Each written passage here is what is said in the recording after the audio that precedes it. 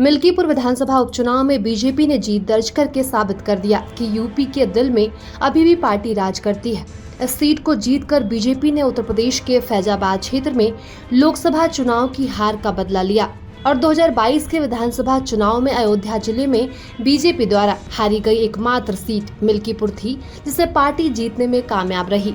BJP ने इस निर्वाचन क्षेत्र में बड़े पैमाने पर प्रचार किया था। मुख्यमंत्री योगी आदित्यनाथ ने व्यक्तिगत रूप से लगभग 2 महीने तक अभियान की निगरानी की, 6 चुनावी रैलियों को संबोधित किया। समाजवादी पार्टी के प्रमुख अखिलेश यादव और उनकी पत्नी डिंपल यादव ने पार्टी के लिए प्रचार अभियान लीड करते दिखे थे। वहीं राजनीतिक विशेषज्ञों की माने तो अयोध्या में दलित महिला के साथ हुई घटना ने कुछ हद तक चुनाव में प्रभाव डाला। 22 वर्षीय महिला की हत्या की नैतिक जिम्मेदारी स्वीकार करते कैमरे पर समाजवादी पार्टी के सांसद अवधेश प्रसाद कैद हुए थे और महिला का शव गांव के पास एक सुनसान नहर में मिली थी। उसकी आंखें गायब थी, उसके शरीर पर गहरे घाव और फ्रैक्चर थे और घटना पर एक प्रेस कॉन्फ्रेंस में समाजवादी पार्टी के सांसद रो पड़े थे। फैजाबाद के सांसद ने कहा था कि मुझे दिल्ली जाने दो, मैं इस मामले को लोकसभा में मोदी के समक्ष उठाऊंगा। और चुनाव आयोग की वेबसाइट के अनुसार बीजेपी उम्मीदवार चंद्रभानु पासवान ने मिल्कीपुर उपचुनाव में 61,710 मतों के अंतर से जीत हासिल की।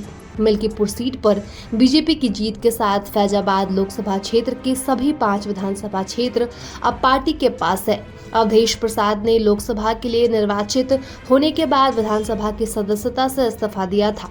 इस वजह से यह सीट खाली हुई थी और सपा ने प्रसाद के बेटे अजीत प्रसाद को उपचुनाव में उतारा था, जबकि बीजेपी ने चंद्रभानु पासवान को प्रत्याशी बनाया था। वहीं बहुजन समाज पार्टी ने उपचुनाव नहीं लड़ा। वहीं कांग्रेस ने अपने गठबंधन सहयोगी सपा का समर्थन किया था।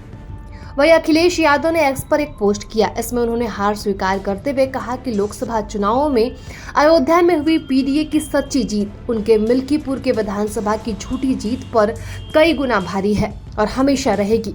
उन्होंने कहा कि पीडीए की बढ़ती शक्ति का सामना बीजेपी वोट के बल पर नहीं कर सकती है, इसलिए वो चुनावी तंत्र का दुरुपयोग करके जीतने की कोशिश करती है। और मिल्कीपुर सीट पर बीजेपी की जीत के साथ फैजाबाद लोकसभा क्षेत्र के सभी 5 विधानसभा क्षेत्र पार्टी की झोली में आ गए हैं। साल 2022 में विधानसभा चुनाव में अयोध्या जिले की मिल्कीपुर एकमात्र सीट थी जिस पर बीजेपी हारी थी और उत्तर प्रदेश के मुख्यमंत्री योगी आदित्यनाथ ने मिल्कीपुर उपचुनाव में भाजपा की ऐतिहासिक जीत के लिए पार्टी कार्यकर्ताओं को बधाई दी। उन्होंने एक्स पर लिखा कि मिल्कीपुर विधानसभा सीट पर उपचुनाव में बीजेपी की ऐतिहासिक विजय की सभी समर्पित पार्टी पदाधिकारियों और कर्मठ कार्यकर्ताओं को हार्दिक बधाई।